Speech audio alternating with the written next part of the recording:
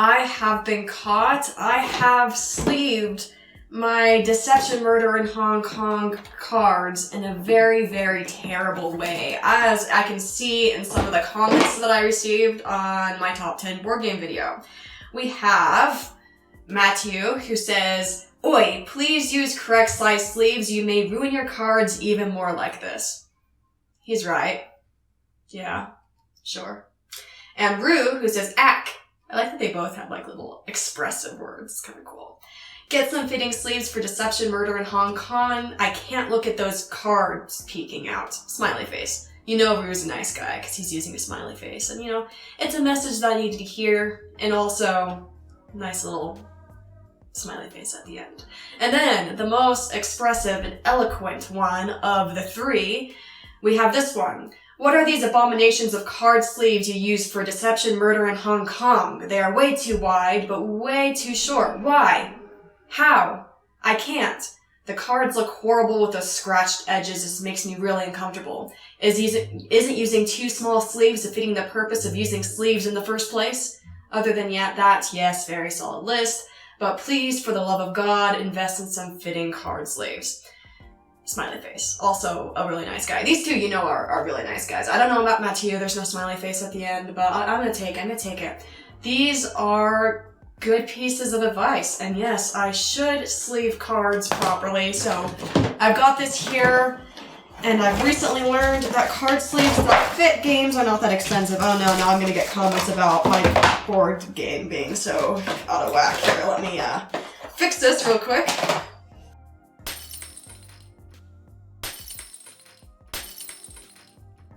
And okay, so there's no real excuse other than ignorance for why I wouldn't have sleeved my cards correctly. I will say I kind of got into board gaming by myself. I didn't have like a mentor or anything, and I didn't really realize that you could purchase card sleeves from a local board game store for a couple dollars, rather than purchasing them online for packs of like 1,000 for more money. So, nice to know. I kind of got into board gaming all by myself. I just started watching YouTube channels, so I guess it was all by myself because I was definitely influenced by the internet. But I started learning board games and teaching them to people. Read a lot of rule books. Not really a lot of people teaching me board games or getting me into the hobby. I actually did try a couple times with some local groups. Yeah, sorry about that. Yeah, just ignore this. And it just didn't go really well. It was kind of, I don't know, maybe partially my fault because I'd show up to these male-dominated groups in frilly dresses and high ponytails. And they kind of assumed that I was like the girlfriend being dragged along rather than the girlfriend that was dragging along Charlie, which was kind of the reality. And they kind of kept on suggesting board games that were kind of below the complexity level that I wanted to try. Or if I finally got my way and got to try a highly complex game, they would kind of try to teach it in a way that was a little bit more elementary level than I would have enjoyed. So after a couple trying those groups, it didn't work out very well. Now I will say that was probably a fluke, and I probably just needed to try more because I've found some great D&D groups in this area. At this point though, like I kind of just been doing it on my own, getting other people into it, and I kind of think that's how it's going to continue until I move in a few months. When I move in a few months, I do hope to be able to find a good board gaming group where I am, and maybe have some mentors that could teach me a little bit about card sleeving not actually being that difficult, and it can look a lot better when you get the right sleeves. So there's that. I also do have to say that I wasn't expecting such a warm welcome when I started posting board game content. I did start as only a booktuber. I didn't post any board game content for quite a while into my channel, and I just kind of posted this top 10 video and it ended up doing really well, and I had a huge warm welcome. So many nice comments, so many people saying welcome to the board game community. Here's this one that says it's the best part of YouTube, which it is a really nice part of YouTube that I've been watching for a while, and had so many recommendations to where I'm going to be having homework on playing board games forever, and that is not a complaint. I am super happy about that. Especially a lot of recommendations for Spirit Island and Everdell. So if you think I should be trying one of those, let me know and I'll pick it up. Mainly positive. Now there were some funny comments for sure that weren't as positive that I'd like to go through just because, I don't know, I'm just here sleeving cards and why not. There's this one comment that said, no. Not much for me to say to that, but well, not everyone's gonna like you, I guess. And then there's some other comments. Let's see.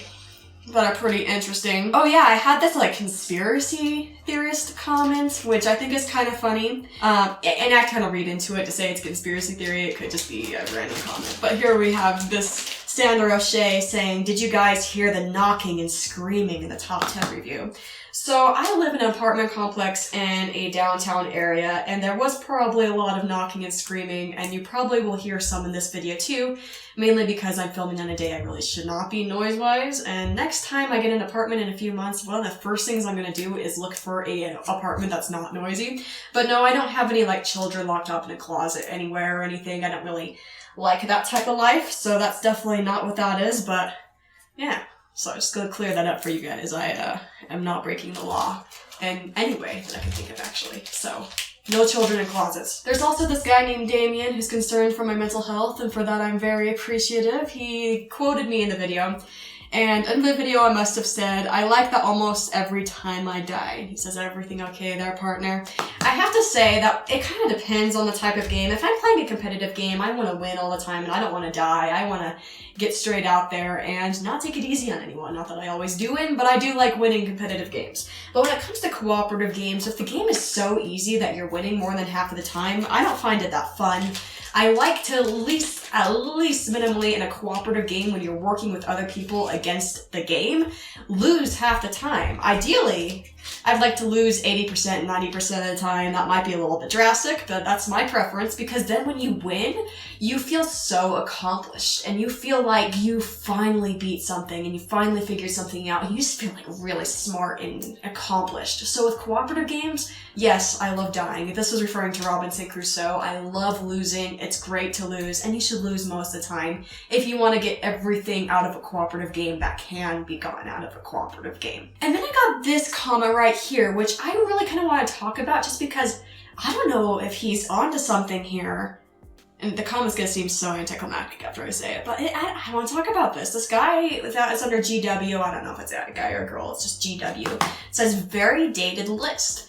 And I was kind of thinking about this, because I would agree that most good board games have come out in the last 15 to 20 years. There's going to be exceptions, and I'm sure there's going to be people out down in the comments that say, "Oh, this amazing game came out in the 1980s and 1990s.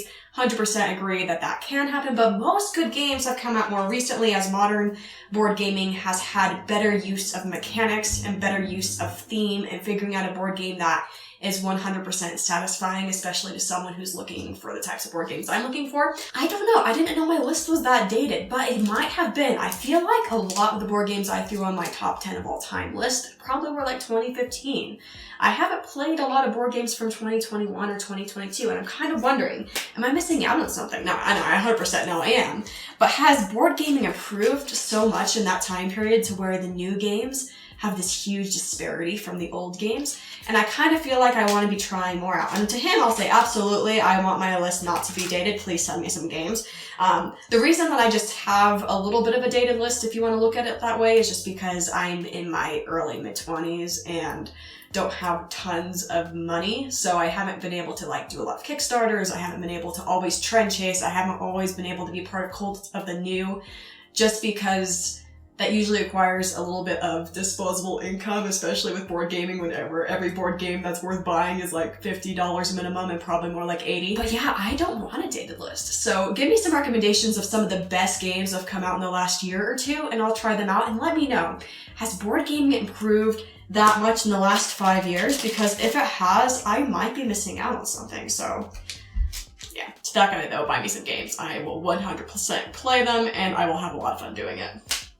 Okay, that looks like I sleeved the cards that I was made fun of for. Now I'm not showing them in any organized way. That's probably not going to do well for me, so let me organize these. I don't know. If you're really picky, these might not be perfect side sleeves either, but they're way better than they were, and they're what the guy at the store told me I should use, so fixed. I'm going to spend a minute sleeving the Exiles and Partisans deck from Root. Different size sleeves. They fit these ones, I checked, so give me a second and I will continue. I just love the Root cards. So we have this guy saying that I have a very dated list and that everything I like is too old and not new enough to be considered anything worthwhile. And on the other end of things, it's just kind of funny how many different people come to content and have completely different perspectives. We have this Scooby-Doo guy who says, lol, laugh out loud. Okay, am I the only one who thinks of looking at LOL in my head and I can say lol? I know that's not right. I'll just say LOL. Is this the top 10 games you own that very few people know, or am I just missing an aisle at the store? And I kind of want to say that, yes, I think you're not missing an aisle at the store, but there's definitely an aisle at the store missing. I feel like more general stores should start carrying board games that are more aimed at adults and have more of the great board games that there are out there. But I also want to just say that I'm just kind of jealous of this perspective in a way. When I first got into board gaming, it was so fun. It was such an awesome discovery to realize just how much there is out there and just how good it can get. And I still feel like it's hidden from a lot of people, and a lot of people have never tried a modern board game. Now, if they do try it, there's going to be a ton of people who don't like it anyway. But I wish that you didn't have to somehow stumble upon the niche to be able to try it. So I'm very jealous to him that if he chooses to look more into it, he's going to be able to try so many cool board games. At the same time, I do feel like it should be more accessible. That aisle at the store should be there. So, but where would they put it? Because I feel like it would almost, for some people, not for me because I'm a kid at heart, but for some people it might almost be insulting to put really, really complex board games in like a Target or something where all the kids' games are. Even though I don't think it should be, but I mean, we're not going to have... No, I can't. It definitely wouldn't be considered an adult toy aisle. They'd have to find another name for it. I'm moving on. There's also several comments of people wondering why I excluded something that they felt should have been included. I had several chess comments. Here's one from Alfie that says, presumably you're deliberately excluding chess from the list. Otherwise, it can only take top spot. And I kind of want to talk about this because when I kind of think of board games, I don't really think about chess. I kind of feel like chess is its own hobby in itself. Like if I were to make a YouTube channel about chess and only chess, there would actually be a pretty big audience that could get to. I'm not saying YouTube's easy because it's definitely not, but there's a big enough potential audience for a channel only about chess to where I don't really feel like it fits as much in this type of board game content. It's its own thing. So that's kind of why I didn't include it. I don't know if I would have had it in my top 10 anyway, just because I haven't gotten into that hobby as much as I could have. Maybe I should more in the future, but I kind of think of it as a different thing. So for all those people who are wondering why I wasn't including chess or talking about chess, I guess I do consider it a different hobby. Let me know if I'm wrong or not. I don't know if you consider chess part of the board gaming hobby or its own hobby in itself. Another one that a lot of people, that I definitely think fits in like the board gaming niche, but I don't think I was going to include it in a top 10 list, is Monopoly. Here's one that says, where's Monopoly? And I just feel like Monopoly, I don't actually have terrible things to say about Monopoly. Some people really hate Monopoly after trying other board games. I will 100% say that Monopoly is not about to get into my top 10 list, probably not even my top 25 or 50 in all honesty. But at the same time, it's a great game, especially a family game to play with children, a good initial game to get you to understand some basic strategy while still being a little bit even playing field when you have a huge disparity in age ranges. So there's a lot of good things about Monopoly, but it's not going to make a top 10 list for me. I must have said something along those lines in my videos. I don't actually rewatch my videos oftentimes after I post them because no one wants to watch themselves speak. But this guy here I must have said something because he says this: Monopoly is the best one, best board game. The problem is that many people get it wrong, play it wrong. And I disagree that winning a Monopoly match is just mere luck. It's not just mere luck, but there's only a couple strategies, I say. It is about cunning and about 80% and 20% of luck. And the proof is that I won all the matches I played with my relatives by applying certain tactics and clever moves/decisions. And not just me. Also, there have been other people who beat the people with whom they play in nearly all the occasions. And definitely, especially when you're playing in like a general family setting, if you understand the couple strategies Monopoly has, then there's definitely you might win more often. I also think this might be a little bit of a younger person, so I by no means want to be mean. I think there is some strategy to Monopoly. I just don't think it quite gets to the same level as a lot of the other board games I've tried, so that's why I omitted it, even though a lot of people were confused why I did. I'm not going to say I hate Monopoly because I don't, but I don't think it belongs in the top 10 list. And then there's also some comments. Here's one from Jordan that says, if you like Mage Wars Academy, which is like a card game. Here's just some footage from my earlier video where you're building kind of like a bunch of spells in a spell book and you're playing against an opponent. It's really fun. He says that because of that I should try Magic the Gathering. I have to say I'm a little bit terrified of Magic the Gathering.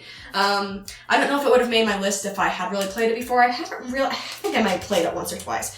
But here's the thing, I feel like Magic the Gathering is a little bit like chess, and that it's kind of gotten into a hobby of its own. There's people who only play Magic the Gathering and don't play other board games, and I almost wonder if you can even compete with them, unless, going about it a little bit casually, I don't think you could. Like, I think that you'd have to be spending a lot of your time and money and effort on Magic the Gathering. But at the same time, I find it really interesting, so I kind of want to try it in the future. And I kind of want to get into it, but I'm a little bit terrified. So let me know if it's worth it for someone who's coming more from the perspective of I want to try lots of games and not just to get into one thing. Is Magic the Gathering even going to be worth my time if I do it like that? If I did like a project where I like tried Magic the Gathering and just played it every night for 2 or 3 weeks, would I get something out of it? Would I enjoy it? Or would I just kind of feel like the entry to barrier for Magic the Gathering, the hobby, is so high that I would never quite get to the point where it would be as fun? So let me know. Should I do Magic the Gathering? Because there's definitely a couple comments saying that I should. And here I kind of want to address this comment right here just because it is something that I was thinking about too. This comment gets very meta into my channel, so, you know, flattered that you looked at my channel enough to be able to comment this, but let's just look at this real quick. So this was right after I posted my first board game video. And Dr. Marlo Lake says 107 videos in 9.5 months. I've unpublished some of those. After 10 days, this is already your second most popular. Consider a pivot to board games, or at least a more regular feature. And they're definitely a more regular feature, and I just kind of stress about it in a way, because like, I did go onto YouTube originally doing book content where I talked about books. And I got way more, success traditionally. I mean, I don't know how you measure success perfectly on YouTube, because a lot of it for me is just like a fun hobby thing with board game content. But it doesn't mean I want to get rid of what I was originally trying to do with books, even though I'm totally fine doing 50-50. A lot of people kind of say like, you should just choose one because that's how channels traditionally function and work. I don't really want to choose one. I want to be able to do both. So I think I'm going to continue with board game content, but I'm also going to do book content because I think it would be sad to miss that part of it just because that didn't like take off, so to speak, so well. So I'll probably do both. Hopefully that doesn't bother anyone. Hopefully if you're not into books or you're not into board games, you can just click off whichever one you don't want to watch. I might not grow as traditionally fast as I could have otherwise, but I just really want to do both, so I'm going to. But I am so excited for where board games can go. I have so many recommendations, so many plans, so many things in the works, and I hope soon in the next few months I can post a lot more. So this is like more of a casual video, so if this is the very first video you've ever seen me do, that's a little embarrassing, and go check out something else. Bye.